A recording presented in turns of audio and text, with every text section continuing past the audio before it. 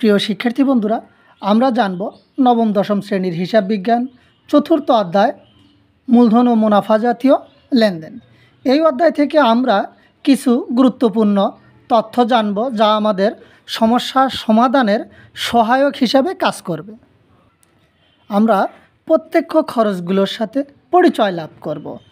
প্রত্যক্ষ খরচগুলো হচ্ছে নিট ক্রয় প্লাস ক্রয় পরিবহন প্লাস আমদানি শুল্ক প্লাস মজুরি ও বেতন প্লাস কয়লা ও গ্যাস প্লাস জলযান ভাড়া প্লাস জ্বালানি খরচ প্লাস ডক চার্জ প্লাস কারখানা সংক্রান্ত খরচ প্লাস নগর শুল্ক, রাত সালামি, ড্রয়িং অফিস বেতন প্লাস গুদাম ভাড়া প্লাস কুলি খরচ প্লাস শুল্ক প্লাস জাহাজ ভাড়া। যদি উপরোক্ত প্রত্যক্ষ খরচগুলোর সাথে কোনো সমন্বয়ে বকেয়া সংক্রান্ত কথা বলে তাহলে সেগুলো যোগ হবে, এবং যদি প্রত্যক্ষ খরচ সংক্রান্ত কোনো অগ্রিম খরচের তথ্য থাকে তাহলে সেগুলো বিয়োগ হবে। আমরা প্রত্যক্ষ খরচগুলোর সাথে পরিচয় লাভ করলাম, আমরা পরোক্ষ খরচগুলোর সাথে এরকম পরিচয় লাভ করব।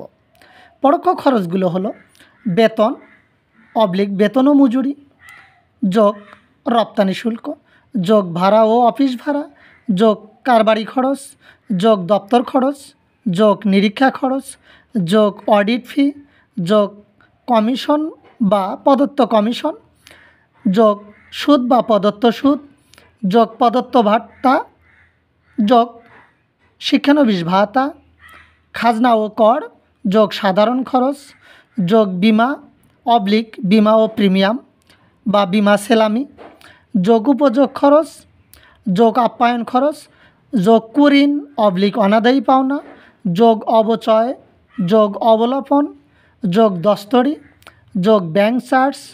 এবং এই পরোক্ষ খরচগুলোর সাথে যদি সমন্বয় সংক্রান্ত কোনো ব্যয় বকেয়া থাকে তাহলে সেগুলো যোগ হবে, এবং সমন্বয় সংক্রান্ত যদি কোনো খরচ অগ্রিম থাকে তাহলে সেগুলো বিয়োগ হবে। আমরা জানব পরোক্ষ আয় সংক্রান্ত কিছু তথ্য বা পরোক্ষ আয় সংক্রান্ত কিছু শব্দের সাথে আমরা পরিচয় লাভ করব। শিক্ষানবিশ সেলামি যোগ উপভাড়া যোগ প্রাপ্ত বাট্টা যোগ প্রাপ্ত সুদ যোগ প্রাপ্ত কমিশন, এবং এই আয়গুলোর সাথে যদি কোনো